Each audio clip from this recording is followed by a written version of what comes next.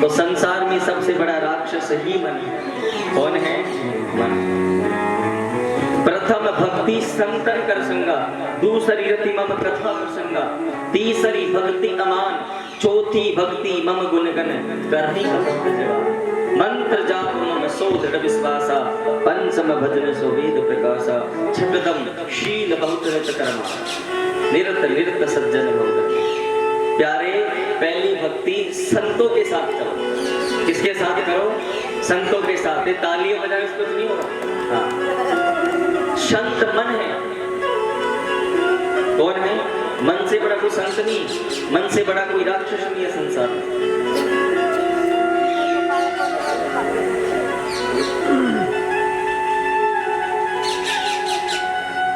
मनवा तो पंछी वहां उड़ के चला आकाश, मिनट मिनट मुड़ता है, और ऊपर से जो नीचे गिराते माया के पास। मन के मते न चालिए, मन के मते अनेक, जो मन पर अपसा नहीं है कोई साधु के। मन बहुत कठिन चीज है संसार, मन ही आपको भ्रमित कर देता है। प्यारे, सुंदर भगवान की चरित्रों में प्रवेश करेंगे। नारद जी ने भक्ति के पुत्रों को मुक्त कराया और आगे के जो प्रसंग हैं उनमें प्रवेश करने जा रहे हैं भागवत महापुराण के अंदर।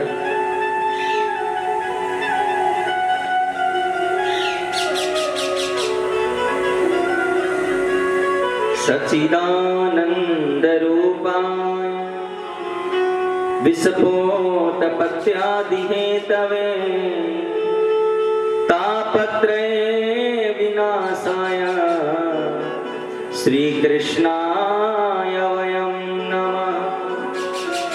भागवत में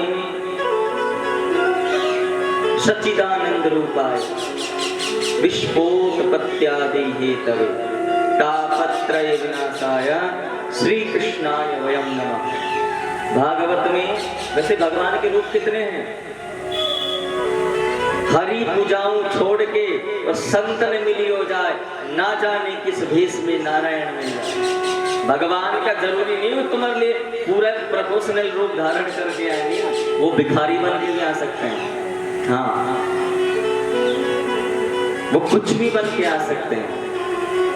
और भगवान कहते हैं जैसा भक्त होता है ना वैसा ही बन जाता हूँ। वैसे ही जिसकी रही भावना जैसी है, जिसकी रही भावना जैसी, प्रभु मूरत तिन देखी तैसी। हाँ, जैसा भाव होगा वैसे ही भगवान नजर आने लगेंगे मेरी माँ। हाँ,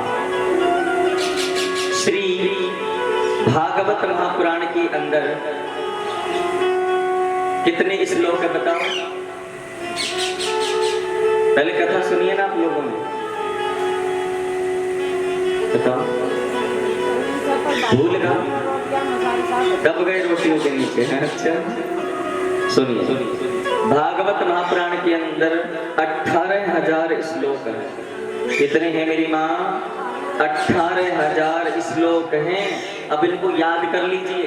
हाँ, याद नहीं करोगे तो फिर बेकार है मामला, क्योंकि अब याद कर लिए, बाहर कोई संत ऋषि ब्राह्मण मिल गया और पूछने लग गया, यही भगवान पूछेंगे वहां जाने के बाद कि पूछे, संत मिल गया पूछेगा बताओ क्या सीख के आई?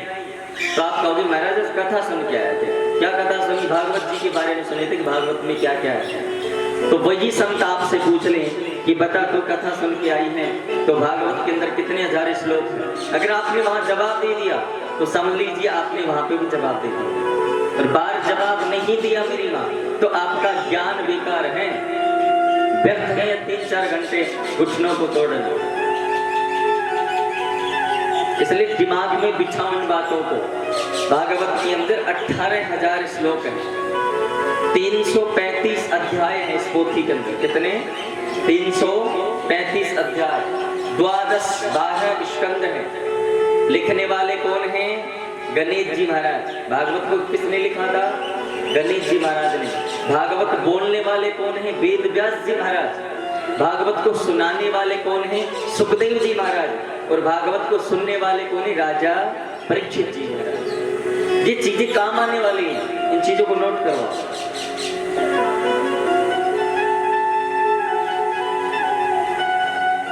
भगवान का रूप बताया है। सच्चिदानंद रूपाय विश्वोत्पत्त्यादि हेतवे तापत्रय विनाशाय श्री कृष्णाय नमः। पंचम सोपान भगवान के पंच रूपों का।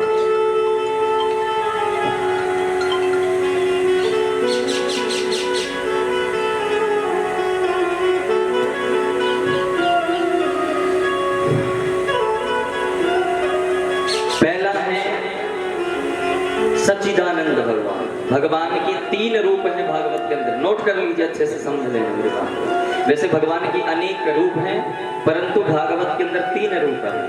3 कौन से? पहला है सत्य, दूसरा है चित्त और तीसरा है आनंद। पैर सीधे करके बैठे, भागवत जी की तरफ पैर मत करो, भले किधर कर लो आप, मैं मना नहीं कर रहा, तो ठाकुर जी की तरफ पैर मत करो। मैं जानता हूँ आपको पीड़ाएं हैं, कष्ट है।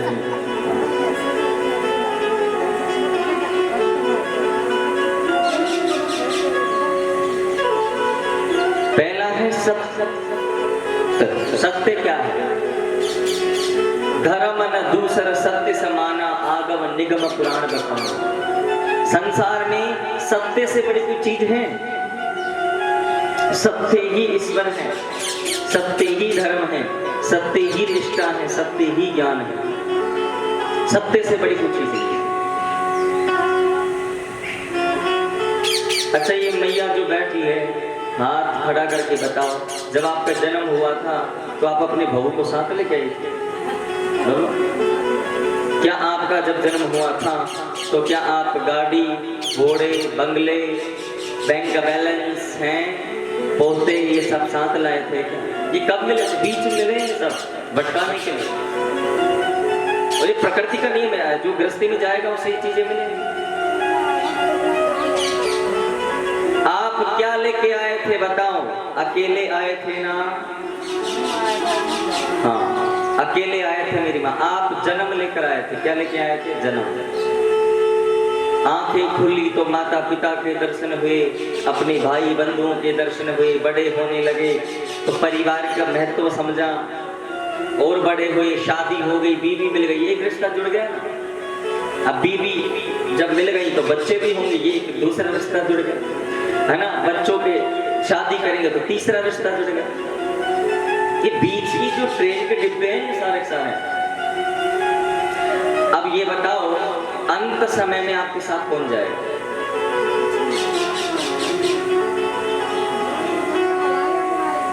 कोई नहीं जाएगा। ये सारी चीजें बीच में छूट जाएंगी।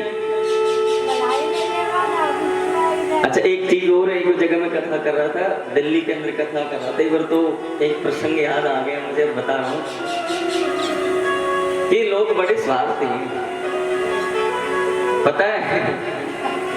जलाने के बाद में क्या करेंगे?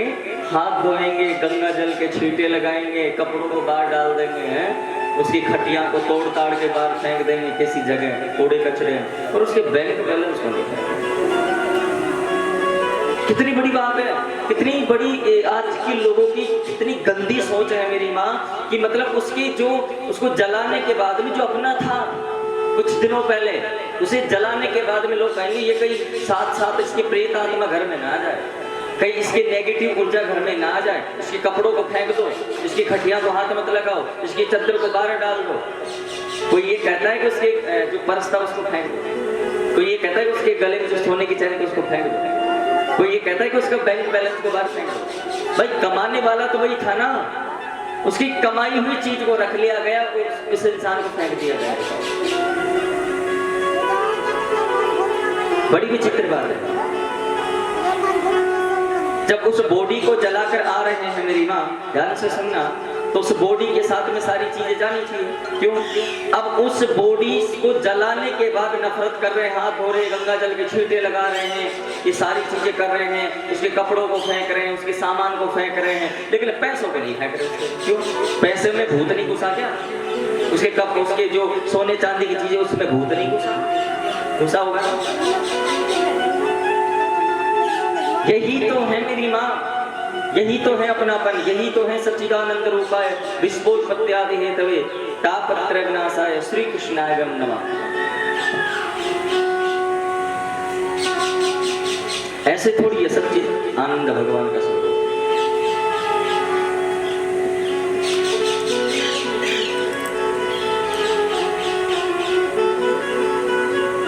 सत्य यही है मेरी माँ कि जब आप जाओगे ना तो आपके साथ कोई नहीं जानेगा। ये तो एक मकड़ी का जाला है, बीच बीच में क्या है, मकड़ी का जाला जिसमें आप फंसे हो। हाँ। दूसरा है आनंद, पहला है सत्य। सत्य यही है मेरी माँ कि जो जन्मा है वो मरेगा। जीवन की अंतिम परीक्षा का नाम ही मृत्यु है। क्या नाम है? मृत्यु, अंतिम परीक्षा। और वो आप सबको देनी है, भले आप कभी क्लास में न गए एक में भी, लेकिन आपको एक परीक्षा देनी जरूरी है। और उस परीक्षा में जो व्यक्ति पास हो जाता है वो समझ लीजिए उस जीवन की हर परीक्षा में पास हो जाता है। प्रेम से बोलना पड़ेगा, जोर से, ऐसे नहीं, थोड़ा और जोर से। इधर वालों की आवाज ही नहीं आती है, खाते आए हो ना कुछ।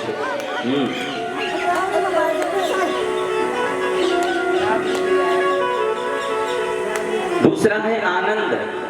आनंद क्या है मेरी माँ? गुलाब जामुन में आनंद नहीं है, रसगुल्ले में आनंद, ये स्वादु है। ये स्वादु चीज स्वादु लोग खाते हैं। रसगुल्ले का स्वाद कैसा है बताना भैया, बता दो, खाइए कभी। कैसा है? मीठा है, खाते नहीं। बच्चों आपने कभी आम खाए? आम, हाँ, मैंगो, मैंगो का स्वाद कैसा होता है? टेस्ट खट्टा होता है। करेला किसने खाया? कभी करेला खाया? करेले का स्वाद कैसा? कड़वा। मिर्ची तो खाते ही, मिर्ची का स्वाद कैसा? चिरपरा। हर चीज का स्वाद है मेरी माँ, हर चीज का संसार में स्वाद है। वैसे ही आनंद रूप क्या है? जो आनंद सिंधु सुख राशि, सी करते त्रिलोक सुपासी, जो सुख धाम राम असनामा, अखिल लोकदायक विश्रामा। प्यारे, जो ये सारी चीजें हैं ना, स्वाद की चीजें हैं। क्या हैं? स्वाद की चीजें हैं। रोटी का आनंद कैसा है बताओ? रोटी का स्वाद कैसा, कोई बता सकता है? आप में से कौन बता के रोटी का स्वाद कैसा होता है? नहीं बता सकता, क्योंकि मेरी माँ आप रोटी रोजाना खाते हो, वो स्वाद के लिए नहीं बनी है, वो पेट को भरने के लिए बनी है। और बाकी चीजें सिर्फ स्वाद के लिए बनी है।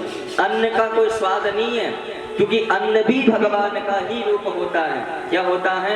भगवान का रूप होता है, इसलिए उसमें स्वाद नहीं है। इसलिए प्यारे, अगर स्वस्थ रहना है, ठीक रहना है, अच्छा रहना है, मजबूत रहना है, लंबी आयु जीनी है, भक्ति प्राप्त करनी है, ज्ञान प्राप्त करना है, तो सबसे पहले स्वादु से साधु बन जाओ। क्या बन जाओ? साधु बन जाओ। तो स्वादु आप तब तक रहोगे जब खाने पीने की चीजों पर ध्यान रहेगा। मैं ये कहना चाहूंगा, खाओ, अच्छे से खाओ, पर खाने के बाद उसका पाचन करो। खूब सो, लेकिन सोने के बाद खूब काम करो। खूब अच्छा पहनो, पर पहनने के बाद अपनी मर्यादा में रहो। यही तो संस्कार है, यही तो भागवत है, यही तो आनंद है।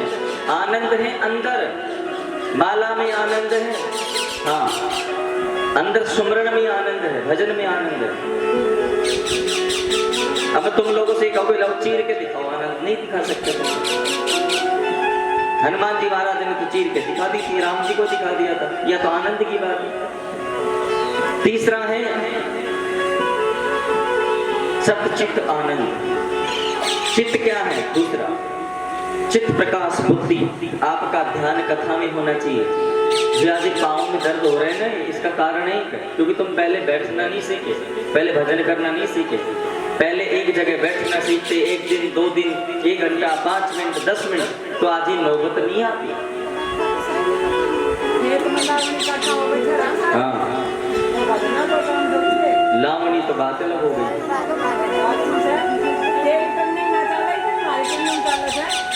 पता है माता जी, मैंने सारी, मैं भले ही मेरी बाल्य अवस्था है, लेकिन मैंने चारों आश्रमों का भोग कर लिया, चिंता मत करो।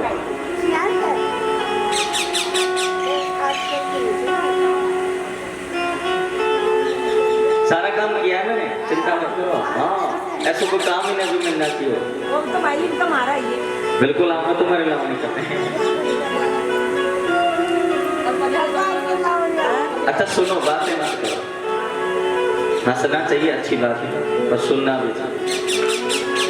तो तीनों चीजों में आपको यही कहना चाहूंगा कि थोड़ा सा बस अनुभव कीजिए।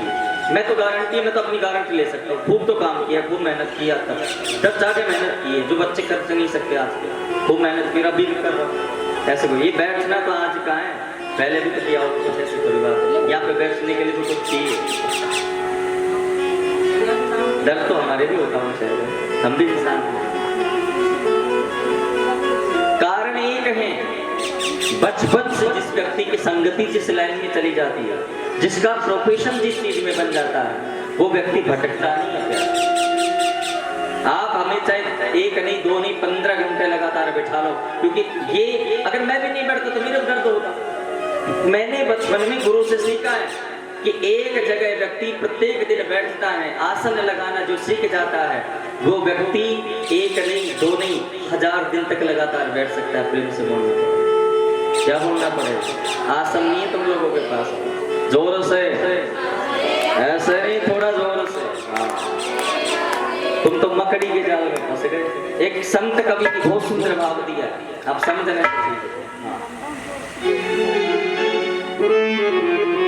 और मकड़ी के जाले में से आपको निकलना है।